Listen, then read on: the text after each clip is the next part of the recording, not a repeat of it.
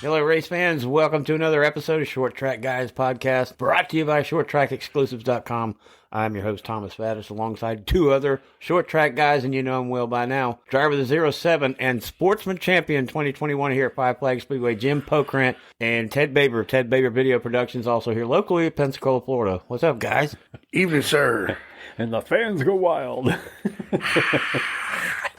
Yeah, well, we talked before we went on air, I guess if you want to say that, about the Sportsman juncture. How are we going to put it?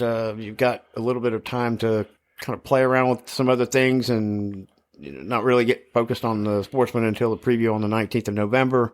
So you got a couple of weeks to get involved with that, and I'm going to touch base on that, and we can get back to it a little bit later in some depth, and we can move on. Oh, just got the thing cleaned up, pressure washed, put in the shop on jack stands, and we're waiting on an engine to come back from the machine shop, which we found out she had a bent valve. So, yeah, I run second and won a feature and run second 6 times, and I had a bent valve. So, makes you wonder what that thing's going to do with a fresh motor. I'll get more details as we get the engine back and get her put together. I've got a few little projects I've got to do, but, you know, we're going to get her done, and we're going to go win the Snowball Derby and carry on the tradition and get a bigger trophy. Well, I think everybody in the studio here would like that. Oh, yeah. You know, no doubt about it. Yeah, we'd have another party. Get another picture. That's right. Well, this past weekend, I think we had a couple of big races here at Five Flag Speedway. One or two. Pro Late Model, the Allen Turner Pro Late Model 100, and the Super Late Model in the Blizzard Series 100, both on Saturday night. And, boy, you guys tell me what happened. Some good racing. We had a rain delay. It took a while. Even had a patch come up on the front straightaway, and they had to fix the patch on the racetrack, which was interesting. That was exciting to watch. I mean, the fans were just in awe of what was taking place on the And I had to say, I actually saw Dickie Davis, who's a 2-time Snowball Derby winner, holding a shovel. I couldn't believe it. Lord. I don't believe anybody got a picture of it, but we actually saw 2-time Snowball Derby winner Dickie Davis actually holding a shovel while they were doing it. That's awesome. That's Yeah. amazing. He was contributing. Yeah. You know, I had a Matchbox car when I was a younger lad, if you want to put it that way. I had a Matchbox car that I named Dickie Davis. Oh, wow. Yeah, it was pretty cool. And I actually got to meet him years ago. I think his daughter was a real estate agent or something, and I didn't realize that he put 2 and 2 together until she told me. And I'm like, you're kidding me. Yeah. And he's got that little the stand right at turn 2. Right. Where they hang out, and we got finished with the features, and I rode out there and saw Tiffany and got to meet Dickie Davis, and I was like, oh my God, this is one of my Hot Wheel heroes, you know? Oh, yeah. I used to eat lunch with him regularly when I used to hang out with Jimmy Goodwin and all them. We had every day of the week, we had a different place we ate lunch, and 3 out of the 5, Dickie Davis would come eat lunch with us. I thought that was super cool, and he talks to me like I'm just a regular guy, and I'm like, man, this dude is a 2-time Snowball Derby winner. That's pretty awesome. Right. Well, we might have a first-time Snowball Derby winner if he comes back in December after what he put on Saturday night in the Pro Late Model race, and I can be honest with you, I had never heard of him, but his William Swallock, and he is from Eden Prairie, Minnesota. Yeah. In the Donnie Wilson Motorsports stable, the number And a 24. Toyota. From what I understand, he saved his stuff and started passing the leader, and he was like, he didn't know what happened. He came out of nowhere. He was back probably about 7th or 8th, and then I started watching him. Here he comes. And there was another young man in the 55 car, Charlie Keenan. Keenan, that drove a great race. These two young guys they didn't put a scratch on the cars. Swallock ended up winning the race. Keenan ended up finishing 4th, and just a great race by these two young drivers. They put on a heck of a show. They saved it for 100 laps. Jet Nolan was long gone, and Swallock running down and passed him for the lead. Great race. Yeah, Ted, didn't you say it went caution free? Yes, it did, and that really amazed me considering the kind of action that's taking place throughout the event. Yeah, there was a couple of times I was like, oh, nope, they saved it. Yeah. And it was a Donnie Wilson car that he won in, so that's not at all unexpected. No, it's not a slouch. Not car, too shabby, huh? No, not at all. William Swallock, 14 years old from Minnesota. 14. 14 years old. Yeah, I mean, it's he's a handsome looking little kid. You know, he's got some talent. raised some eyebrows, and he took it to him Saturday night. And Chris Davidson wound up third, and he's the champion. He's the champion of the Alan Turner Series. Right. Yep.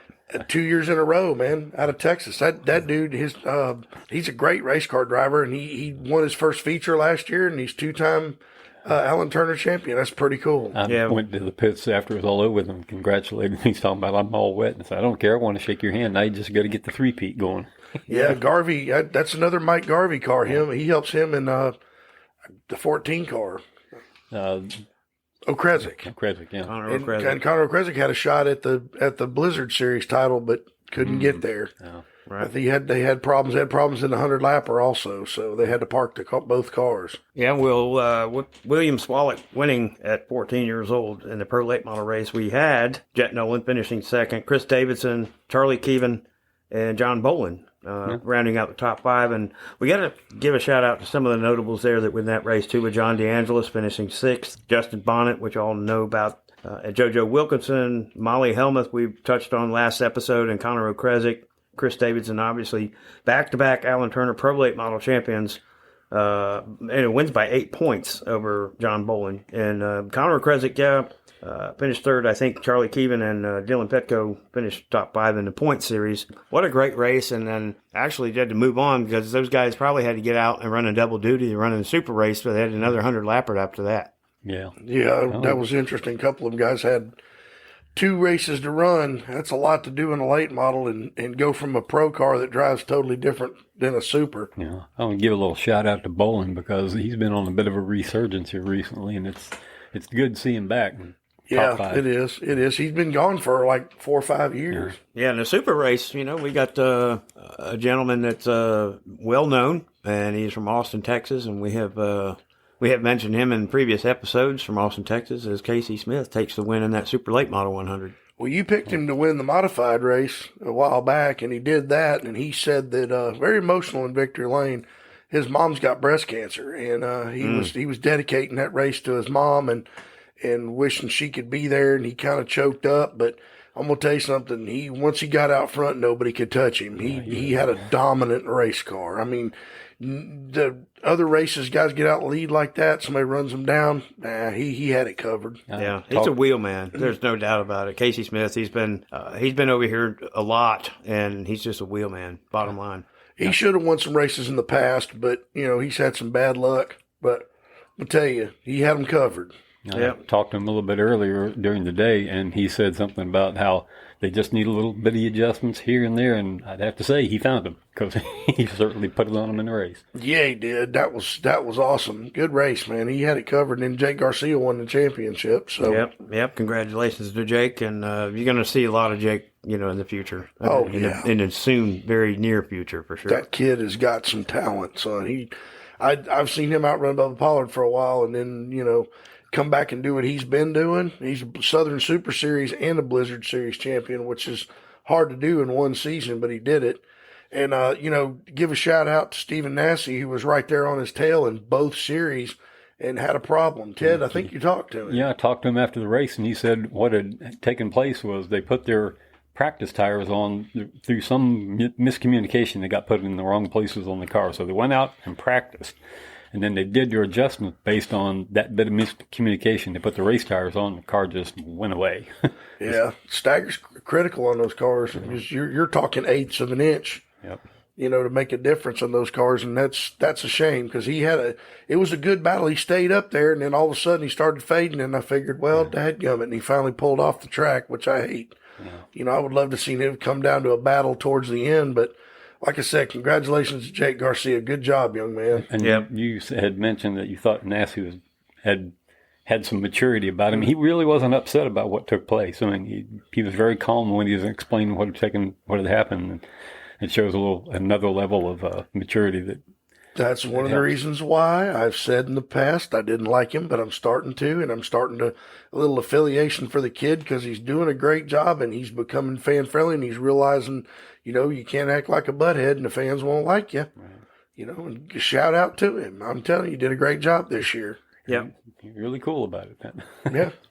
Casey Smith, Casey Roderick, which we're all familiar with, Hunter Robbins, Sammy Smith, Daniel Dye rounded up top 5, and we've got some notables with Bubba Pollard finishing 9th. Boris Yurkovic on his, I guess, journey back from a bad accident. Had some success down in South Florida, I think at 417 with a top 5, if I'm not mistaken. And he comes up fourth. here. He was fourth down there, And finishes 11th here. Stephen Nassy with 19th, and then Chris Davidson and John DeAngelis 25th and 28th, respectively. I mean, what a stout field with 2 100-lappers. You can't ask for any more on a championship night number 2. No, and two things. Sammy Smith, let me tell you something. He got into it with Jackson Boone, and they both went in the wall backwards. Sammy Smith drove that car to 4th place from the back with a smashed up rear end. Great job on that. And boy, I'm going to tell you, Ted, that between Casey Roderick and the 18 car at the finish, the last lap, they about killed each other and then got out and dogged each other out on the front straightaway. I mean, he went to beating and banging, and Casey wasn't going to take it. He knocked him out of the way to get to second. Yeah. Great finish, but man, those two were going at it hard. Hunter Robbins, they were battling hard. Yeah. Well, that was a kind of a trade of cars because Casey had been in that car too. That's right, he did drive the 18. Well, that's Casey's own team he's driving for. That's his own stuff. Which is really good. I mean, independent like that, not hooked up with a really huge team for him to come out like that. That kid that's another one that I'm a fan of that can flat drive a race car, Casey Roderick. I mean, he won the All-American 400 last year. Very emotional win for him. And to, like I said, the beating and banging was just thrilling finish between those two. Too bad it could have been for the lead. That would have been even better. But congratulations, Casey Smith. You did a great job. You deserve every accolade you get from that win because you kicked their behinds. Yeah. And speaking of being fans of somebody, I have to take a shout out to Boris Yurkovic because I talked to him. Kind of joking with him about asking me if he needed some Tylenol or anything. He said, no, I've got that pretty much covered. But he said his car was the best it had been. And he came home with an 11th place finish. That is one large man. I got to tell you. Yeah, he's one of those guys who gets out of late model. You look over and go, yeah, I don't need to go talk to him. He gets out and he stands up and he keeps standing up. Yeah. Good guy. I'm friends with him on Facebook. And he's great.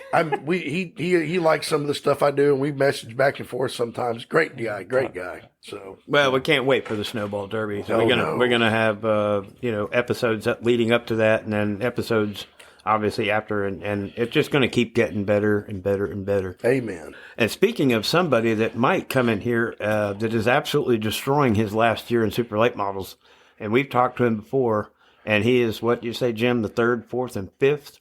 Only 3rd, 4th, and 5th time winner of the Snowball Derby. Rich Bickle does it again in the Rockford Twin 45s at Rockford Speedway in Lowe's Park, Illinois, this past weekend. Wow. 2 Twin 45s, and he finished 4th in the first one and then wins the second one. So he wins the whole thing. Did he win the overall? Yeah.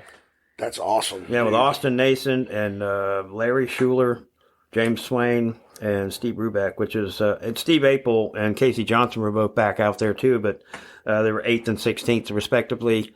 But Bickle, and if you haven't seen his interview, and I don't want to use an expletive here, but he said they better have their beep together when he comes down here because he had a competitive car 2 years ago, it was 2 years ago when he got in an accident. Mm-hmm. Yep. And I'm telling you right now, Rich Bickle is coming down here to win the Snowball Derby. He's got the momentum going right now. Yes. Have you seen the pictures from Victory Lane though, from Rockford? The whole right side of the car is just ate up with tire marks. I'm like, yeah, I'm sure you had to muscle somebody out of the way, but let me tell you something.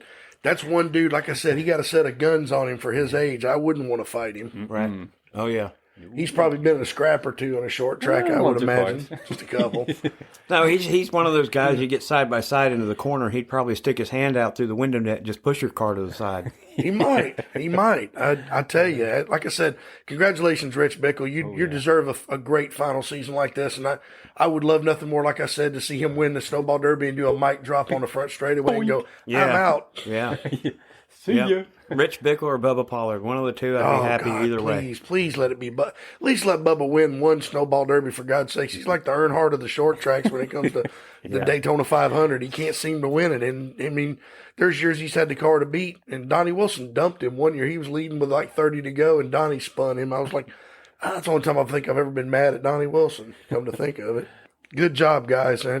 Keep up the good work, Rich. We're glad to see you in December. Yeah. Oh, yeah. Yeah. I'm looking Congratulations to forward that win. And I look forward to seeing you down here in December and much success in between before you get to the Derby. So we look forward to that. You know, we have gone previous episodes and we've kind of stepped out and went, out west. We've been up north. We've been in the Midwest, where we're going to go a little bit further, not quite to Alaska, but close enough.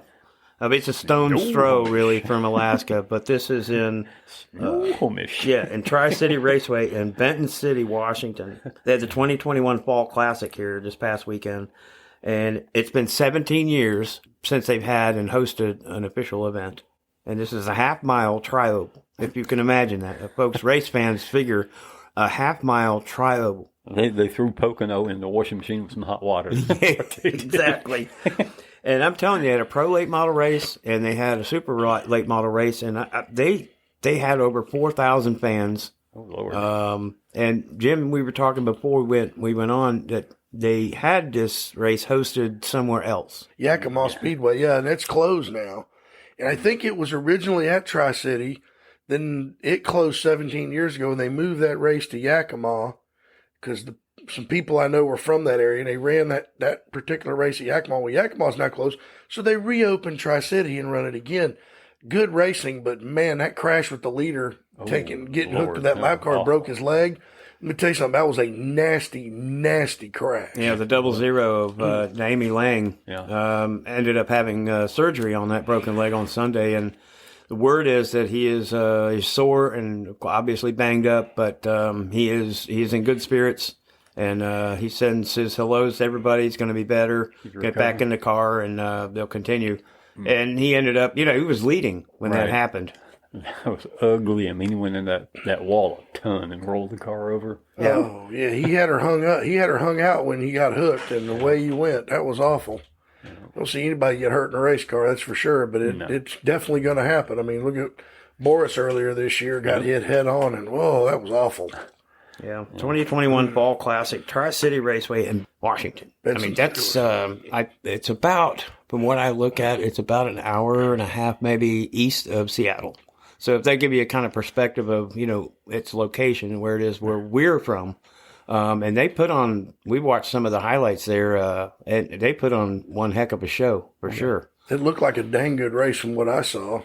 Yep. And like I said, the track's been closed for 17 years, and they opened it back up, which is good to see. It wasn't turned into a housing development or anything like that. Yeah. It's good to see it's still a racetrack, because there's a lot of places that close and no longer allowed to open, and it's a shame. Yeah. Imagine the crew chiefs trying to figure out 3 turns? What? Yeah. Which turn do we need to be fastest at, boss? All of them. Yeah, that's like Pocono. The Cup guys say if you can be good in 2, and the third one you'll just sacrifice. Yeah, well, that was the 2021 Fall Classic at Tri-City Raceway in Benton City, Washington, the half-mile tri-oval. You guys check that out and do a Google map of that racetrack, and you'll get a little better idea of what we're talking about, a half-mile tri-oval. I don't think I've ever seen one, but it's a half-mile tri-oval, and you wouldn't say the tricky triangle because that is Pocono, but what would come to mind about describing this one being a half mile? Just a triangle with 3 turns. That's about all you can say about it. It's a neat looking racetrack. Looks like fun to drive around. Yeah, there's some messages out here with the Arca Menard series at Salem this past weekend. Jesse Love from California is the winner. You have Caden Honeycutt winning the at Florence Motor Speedway. That's Cars Tour. Yeah, Cars Tour. He said he had to battle Carson Quapple. That couldn't have been easy. They got close in 25 laps to go, but with 8 to go, that's when he actually took over the lead and said he was driving the race of his life to take that win home. Congrats to him. That's a good little driver right there. Somebody we're going to hear from down the road. Oh, yeah. Oh, for sure. Oh, yeah. They just come from all over. We've gone Alaska, Washington, California, South Florida, up in the Midwest, up in Connecticut. Now we're going to get into Connecticut with the 59th annual Sunoco World Series of Speedway Racing at Thompson Speedway at Thompson, Connecticut. It's a 5/8 mile paperclip, kind of like Martinsville. And they got 20,000 to win modifieds. They've got other classes. It's called the Thompson 300. So we're going to touch on that and the results for that the next Wednesday, next episode But just give you a heads up that the Thompson 300 up in Thompson Speedway is going to be, and it's a well known track across the country. So we'll touch on that. We've got a friend up there that is in Dan that area. Dan Butler, yeah. Shout out to Dan Butler. Long time no here, but hope you guys are still at it at the racetrack. And it's going to be a good race with Justin Bonsignor and all those big heavy hitters up there in the modified series. And if you don't know what a modified is, look it up. The Whelen Modified Series, or just the open wheel modifieds, man. They're just bad to the bone. Ground pounders is what they're called, and you'll know why. They sit low to the ground with big tires, plenty of horsepower, and they're not afraid to use the Nerf bar. 15-inch tires, right?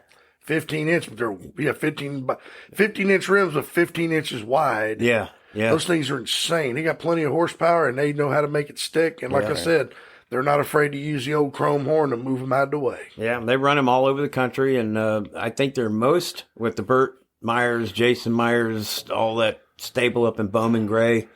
Madhouse. Yeah, the Madhouse, and they run those open wheel modifieds, and man, I'm telling you, that's kind of one of my favorite classes. Yeah, it is. They get it with it. Like I said, I've said before, said again, Bowman Gray is on my bucket list.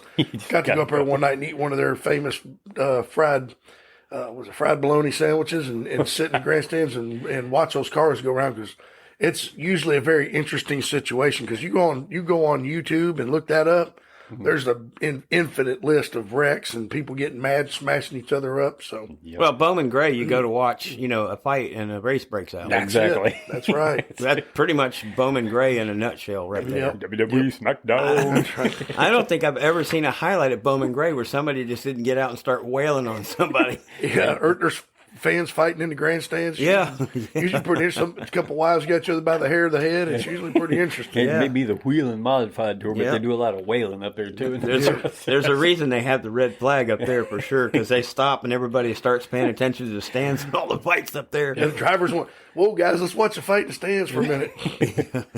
I think that's my old lady up there. Damn, look, she's got about the hair of the head. Hold on. Yeah. Jason and Burt Myers eating hot dogs and beers on the track. Actually, it's a racetrack, but it's actually, what is it, a high school? Aren't they in a high school and they run around the track, right? Yeah, around the football field. It's around the football field. Yeah, it's been like that forever. So that's one of I think it's the oldest continuous NASCAR track, if I'm not mistaken. I'm not sure. Oh yeah, it goes back way into the 40s, back, way into the 40s. Yeah, so, yeah. Good racing, good racing, and that's what short track racing's about. We're gonna fight some, we're gonna race some, we're gonna get mad at each other, but when the end comes out, the crowd's gonna be the winner in any of those deals. Right. Yeah. And modifieds at Bowman Gray is just pure entertainment. No doubt about it. Oh, you got to use the horn to move people there. You can't get mad about it unless they try to wreck you. Good racing, though. Well, that's going to wrap up everything in the country. Now we come back local and get in our own backyard with the preview coming up on November 19th. It's an open practice for everybody and getting prepped for every division race with the Snowball Derby in the first weekend of December. Now you can expect 50 to 75 cars to be out there taking It'll be advantage interesting. of that moment. Well, they also have a deal for the local divisions. If you can, the fastest qualifier, it's like a $250 prize. I may go for that this year. I have never done it. Last time we qualified fast, I think, we might just put 2 tires on and see if we can't win that $250. I might spend more than $250 in tires, but, it might be worth it to have that prestige if we went into the Derby. I like to see the look on a few people's faces when that number pops up, too. Oh, man, I still can't get over that 2040. I was flabbergasted how well that car went through the corners in qualifying. So it's a fun day. I mean, bring a picnic lunch, bring your family out, sit in one of the corners down in there in the grass and enjoy a day watching cars go around. Have some fun. The admission will be free, too, for the preview, right? In the stands. In the grandstands will be free, yeah. Pits will be, I think it's usually like $20. I think some of the best viewing is going to be the night before the preview, actually, when the pageant kicks off, the beauty pageant. Yeah, I might have to attend that this year. I haven't been yet. So that'll be fun. Downtown historic Pensacola, Seville Quarter, the annual Snowball Derby. Miss Snowball Derby pageant. Right. I hear they've got a lot of entries, and it's always a great time. There's gorgeous girls going after the prestige of wearing the crown and the dresses and the money they spend representing the track. Yeah, it's something to. They come from all over too. Right, right. I mean, so Yep. And even now, further and further away, that the bigger this event gets. The name's getting out. I mean, you might Every year. you might wind up at the NASCAR banquet. You just never know. Right. Exactly. It's happened. That's happened. Yeah, with shoot. Yeah, that guy. That guy, the Truck Series champion. What was his name? Oh, Noah Gregson. Noah Gregson. Yeah, he tried to kiss her and she turned her head. It was funny. He tried to give her a smooch and she's like, "I don't think so." Yeah. And then ended up going to the truck banquet with him. He was a little cocky about doing that beforehand. Yeah. You know, if you get to the victory lane, you know, you're going to kiss the queen, and he was like, I won't go say what he said, but it was yes, and he tried, and it didn't work. Nope. She put the kibosh on them hijinks. And I don't think so, mister. No, she's probably hating it now, though. Maybe. You never know. Who knows? Well, guys, I think that wraps up a Wednesday full of entertainment and short track racing from one corner of our country to another and then back again. Absolutely. And Jim's just going to kind of kick back and wait maybe a week or 10 days and then kind of just get motor situated and button everything up, go out and preview. And if you get that engine straightened up and you go out to the preview, man, look out. It could be Derbyville for you. Yeah. Oh, yeah. Well, you know, like I said, we found a bent valve in the motor. And like I said, it was funny with the look on their faces when they pulled the bearings out of it during that protest and read the date. And it says 2014. I said, told y'all that motor was 7 years old. They didn't believe me, but it was. It had issues. But I think it still had a shot at winning the Derby just like she was. But thank goodness. Thank you to Martin Beck and everybody's helping out with this. And we're going to get her put together and we're going to show them what that old car will do just off the trailer. Come Snowball Derby practice. I'm going to unload it and bust off a lap and load it back up. Might be scary fast. Who knows? And we'll have that Short Track Guys podcast decal on those cars. And, Skippy. Yeah, we've got product coming in, and we appreciate it. First of all, we appreciate all the listeners. We appreciate the support. We're having a blast, and hopefully providing some entertainment and short track racing, you know, to you and news and information. Yeah, news, racing and information, news and everything. So and join our Facebook page. Yeah. Give us a review if you're on Apple iTunes. Give us a 5-star. Leave a message. You have to do that to help us. It'll help us move up the charts. And we appreciate you sharing us with your friends. Hey, listen to these short track guys. We're going to get to your short track at some point during this next, as long as we're here, we're going to hit every short track we can. No, I mean, we literally went from Florida to up northeast to out in Washington today alone. Yep. So we're going to hit a bunch of short tracks. Yep. Look forward to many more. And we will see you guys next Wednesday. That's right. Thanks everybody for listening.